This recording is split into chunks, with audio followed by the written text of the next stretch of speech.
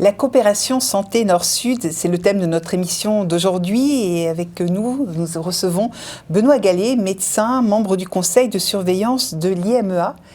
Benoît Gallet, l'IMEA, c'est bien l'Institut de médecine et d'épidémiologie avancée, je le prononce bien. Et à distance, nous avons également le plaisir de recevoir le professeur Marielle Bouilloux, qui est membre du comité scientifique de l'IMEA. Quel est l'objet de l'Institut Benoît Gallet et quelle est son histoire ? Bonjour, merci de nous recevoir, enfin de me recevoir. D'abord, c'est Institut de médecine et d'épidémiologie appliquée.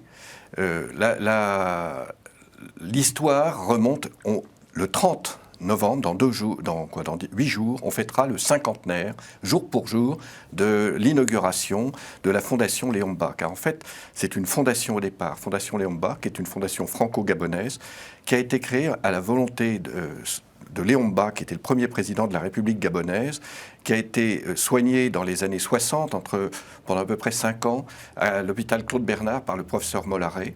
Et pour remercier, parce qu'il avait été très bien soigné, il a dit « je veux absolument faire quelque chose, créer une fondation » et au départ de recherche sur la réanimation. Et puis le professeur Mollaret a suggéré que ça soit pas seulement la réanimation, mais essentiellement tout ce qui était maladies infectieuses et maladies infectieuses, maladies tropicales, tout ce qui pouvait apporter une amélioration. Ça a été fait. Le général de Gaulle, à l'époque, a répondu en disant eh bien, dans ces cas-là, nous ajouterons nous aussi à cette fondation, nous participerons et nous subventionnerons le fonctionnement au niveau du personnel, de la recherche et de l'enseignement. Et puis, les années sont passées. Malheureusement, le professeur Léon Bach a disparu. Vous savez, c'est le président Bongo qui a pris la relève, c'est lui qui était là le jour de l'inauguration. Et puis depuis, il y a eu plusieurs étapes. Une étape très importante dans les années 90, ça a été le transfert de l'enseignement de l'Institut Fournier, qui était Institut des maladies sexuellement transmissibles, qui a été transféré à l'IMEA pour justement continuer cet enseignement qui avait lieu tous les ans, qui faisait venir un certain nombre d'étudiants africains qui venaient passer 2 mois en France, qui avaient en même temps des stages, et puis avec la difficulté, avec les visas, et puis le coût, finalement, ça s'est arrêté il y a quelques années, il n'y a pas longtemps, et on a transformé ça en faisant des journées Nord-Sud, où on fait un échange entre les équipes africaines et des équipes européennes. C'est vraiment voilà l'histoire, et aujourd'hui, ça continue, et je suis content que le professeur Marielle Bouilloux ait pu participer à cette interview, parce qu'elle est vraiment la représentante de la science au niveau de cet institut. Parce qu'au-delà du Gabon, vous parlez de l'Afrique, donc c'est l'Afrique francophone qui est concernée. Absolument. L'idée, au départ, c'était vraiment, ça a commencé avec le Gabon, et ça s'est étendu à l'ensemble de l'Afrique francophone, et même si maintenant, au départ, c'était Institut de médecine et d'épidémiologie africaine. Et la volonté a été de mettre à piquer pour étendre, parce qu'on a aussi des activités, pour vous dire, en Asie du Sud-Est, on a eu des activités aussi en Amérique du Sud, et pour étendre de façon plus large cette fondation. Alors quel est aujourd'hui le principal champ d'activité ? Le principal champ d'activité, c'est vraiment d'abord la recherche clinique. Alors la recherche clinique où il y a eu vraiment un très gros travail sur le VIH et qui continue.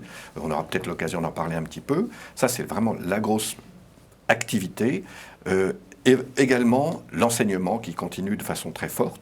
L'enseignement qui a eu lieu, je crois que le professeur Bouilloux en a parlé sur la Covid. On a fait pas mal de webinaires pour la Covid. Et puis également des réunions, entre autres une réunion qui a été très importante sur le paludisme il y a quelques années, c'était même il y a 3 ans ou 4 ans maintenant, à Grand-Bassam, ou pour montrer, parce que c'est vrai que c'est une réalité qu'on oublie souvent, qu'aujourd'hui, la fièvre, l'origine de la fièvre numéro 1 n'est plus le paludisme. Et ça a complètement transformé la prise en charge d'une fièvre. Et ce qu'il faut, c'est un enseignement important, parce qu'on a toujours le réflexe de considérer que ça doit être un palu obligatoirement. Donc c'est de l'enseignement. Et il y a eu la création par le professeur Serge Ollier, qui est ivoirien et patron des maladies infectieuses à Trècheville, un certificat et un diplômant d'hygiène hospitalière qui a été mis en place maintenant il y a 2 ans et qui tourne très bien. Et il y a également des journées Nord-Sud, notamment donc la 15e édition aura lieu demain. Absolument. Quel est le programme, docteur Gallet ? C'est un programme qui est vaste, qui est vaste et qui se veut assez éclectique. C'est en gros, et pour pas dire de bêtises, je vais vous dire le titre exact de la journée parce que je voudrais pas écorcher. C'est important, c'est évidemment sur les pandémies, mais l'idée c'était d'aller un petit peu au-delà du fait simplement médical. Et on a beaucoup appuyé, et c'est une des choses intéressantes, vous voyez, c'est vaccins et pandémie, enjeux politiques, scientifiques et sociaux. Et pour nous, c'était très important parce que on voudrait aussi, notre ambition, c'est d'ouvrir bien sûr à la formation, mais à la réflexion. Et ces journées qui ont lieu dans 2 jours, où justement on est très honorés puisque le professeur Bouillou nous a annoncé qu'elle serait accompagnée du ministre de la Santé du Gabon, donc ça pour nous c'est très important, qui participera à ces journées puisqu'il fera partie de la table ronde pour clôturer ces journées.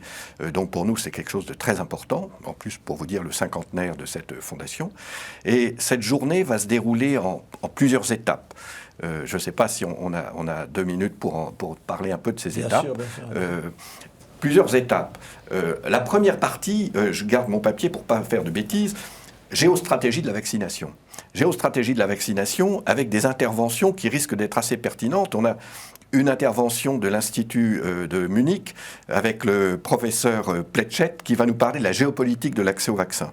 Et on sait actuellement toutes les réflexions, toutes les discussions qu'il y a sur cette problématique, avec aussi des interventions de Médecins sans frontières qui va nous parler justement de quel modèle on pourrait appliquer pour la distribution de ces vaccins, ce qui est quand même pas simple.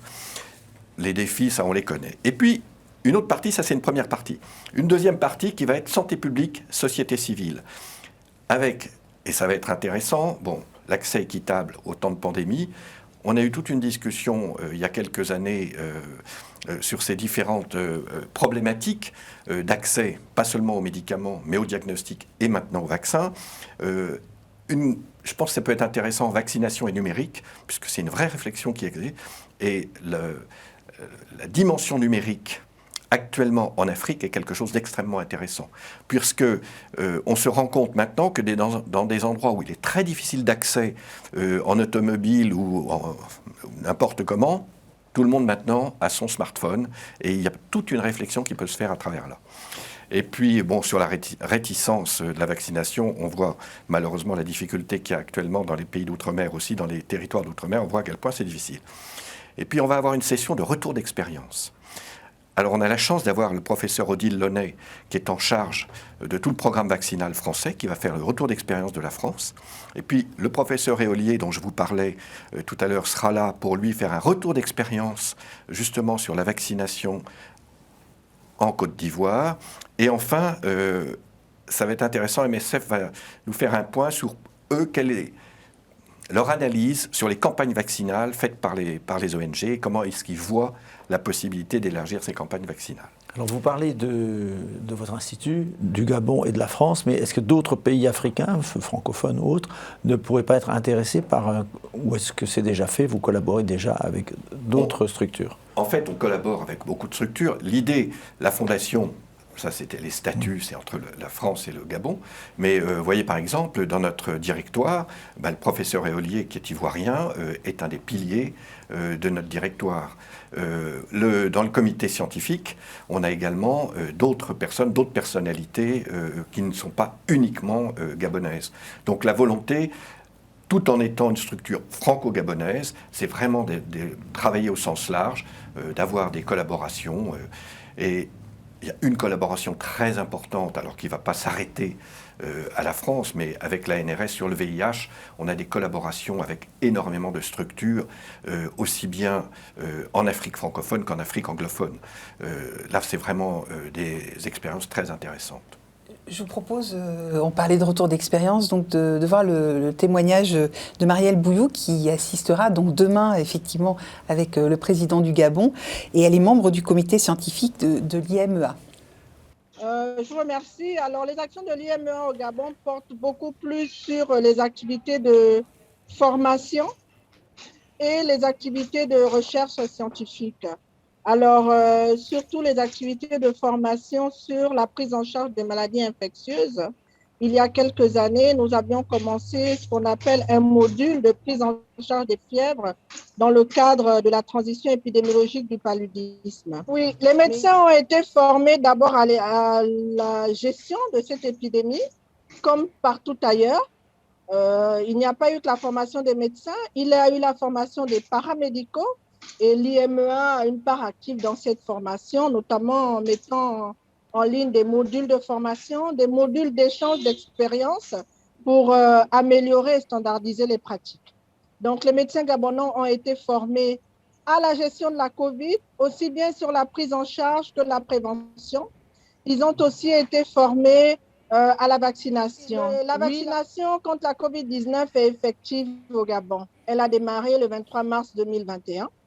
Les vaccins sont disponibles. Ils sont disponibles dans toutes les localités du Gabon.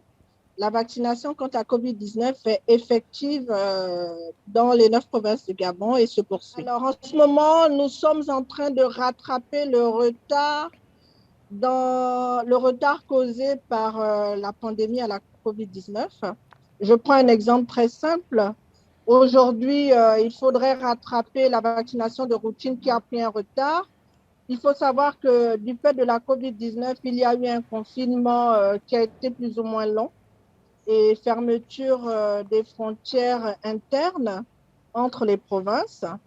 Donc voilà, la population gabonaise se porte assez bien. C'est vrai que nous avons une petite recrudescence de certaines pathologies.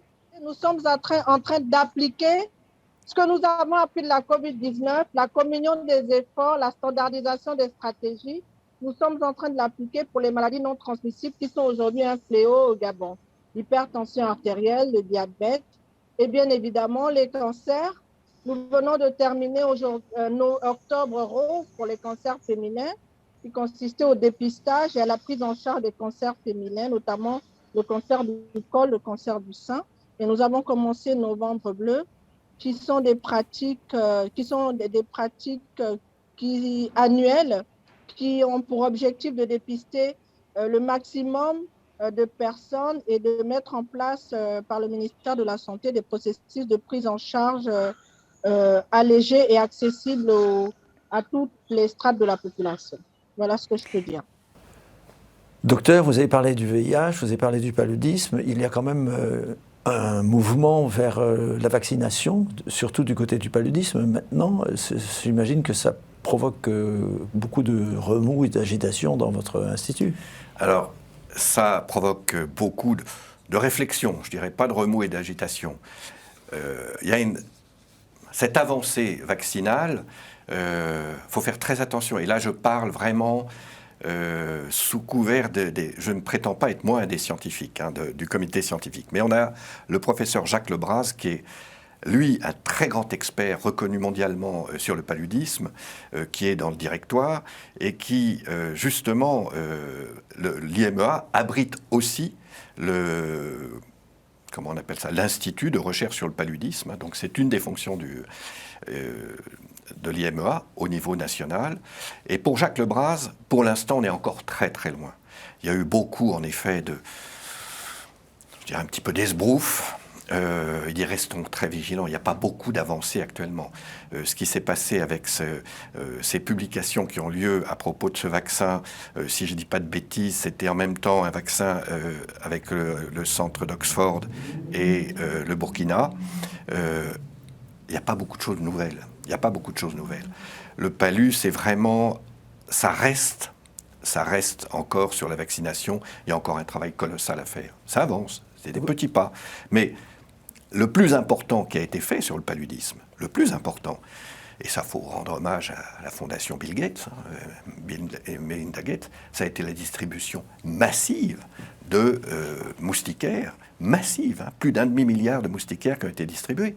Et c'est ce qui a permis cette diminution extraordinaire du palu, même si ça reste un fléau. Surtout, je voudrais surtout pas faire croire ou laisser penser qu'on considère loin de là. Et ça continue, malheureusement. Et il faudrait sans doute redistribuer le même nombre de moustiquaires. Pour l'instant, ça reste quand même la solution majeure. avec tous les problèmes autour d'hygiène, vous connaissez, quand on connaît l'Afrique, de bien faire attention, de ne pas laisser des petits réservoirs d'eau, toutes ces choses-là, et puis d'avoir des insecticides, parce que c'est fondamental. Mais le vaccin, nous, on est beaucoup plus... Enfin, quand je dis nous, les spécialistes sont quand même très, très dans l'expectative pour l'instant. Ils espèrent, c'est bien, petite marche, mais... Justement, enfin, il est important quand on est médecin, notamment en Afrique, d'avoir cette dimension globale de One Health, parce qu'il y a tous ces parasites.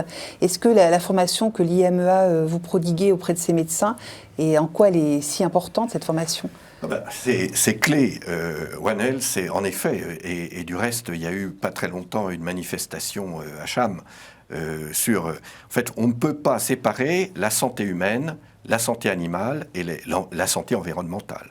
Donc, tout l'enseignement de parasitologie, il est fondamental pour comprendre, parce que de toute manière, on sait très bien que les parasites passent de l'homme à l'animal, de l'animal à l'homme. Donc ça, c'est clé. Et je pense que, si vous voulez, là où on a un gros travail et où l'impact de cet enseignement est utile, autant en France que dans les pays en Afrique, c'est surtout cette prise de conscience de l'importance de travailler ensemble avec toutes les équipes vétérinaires. Et là, il y a un très gros travail à faire, parce que c'est vrai, et on le voit bien, c'était un peu en silo, chacun travaillait de son côté. Donc ça, c'est aussi une des volontés de bien montrer, et en Afrique aussi, et du reste, les esprits sont tout à fait éveillés. Simplement, le réseau vétérinaire est beaucoup moins important, vous le savez, que le réseau médical. Il y a un réseau médical qui est quand même important, mais il y a une vraie ouverture d'esprit sur cette dimension. Et en ce qui concerne la Covid, votre institut est également impliqué.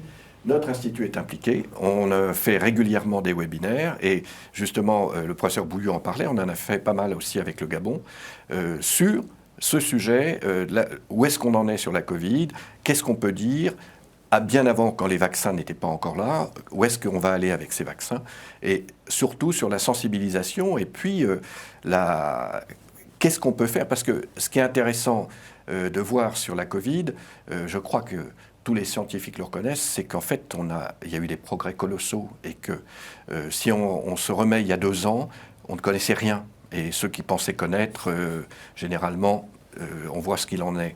On ne connaissait rien, donc il fallait faire preuve de grande humilité, petit à petit, et on voit à quel point les progrès ont été exceptionnels. C'est fascinant ce qui s'est passé. Le vaccin, c'est quand même quelque chose d'extraordinaire. Et on voit bien aujourd'hui, on voit bien. Et du reste, ça nous ouvre des portes. Alors, le VIH, il y a des nouveaux traitements, il y a effectivement des nouveaux modes d'administration, mais on n'a toujours pas le vaccin.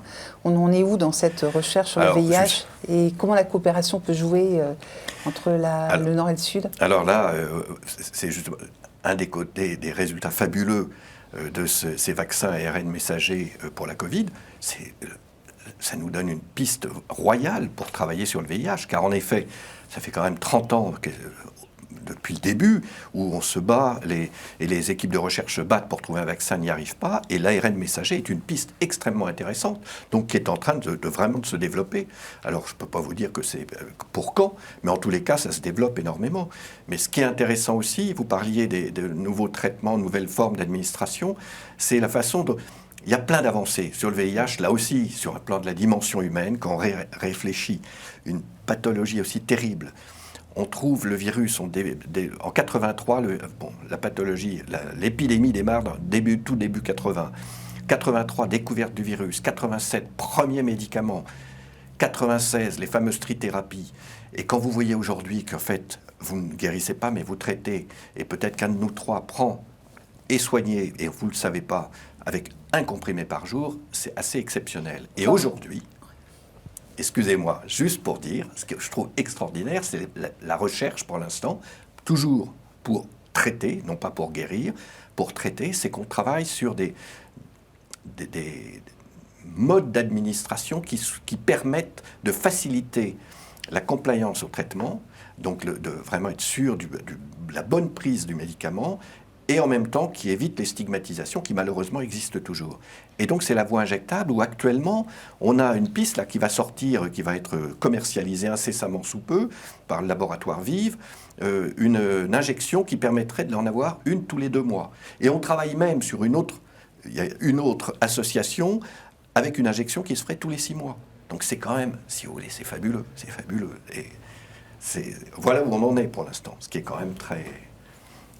Alors en ce qui concerne la distribution des médicaments contre la pandémie Covid, là ça met en lumière quand même un déficit d'attention des pays développés comme les nôtres, les pays européens, vis-à-vis du continent africain. Parce que normalement il y a One Health, mais il n'y a pas One caché pour tout le monde.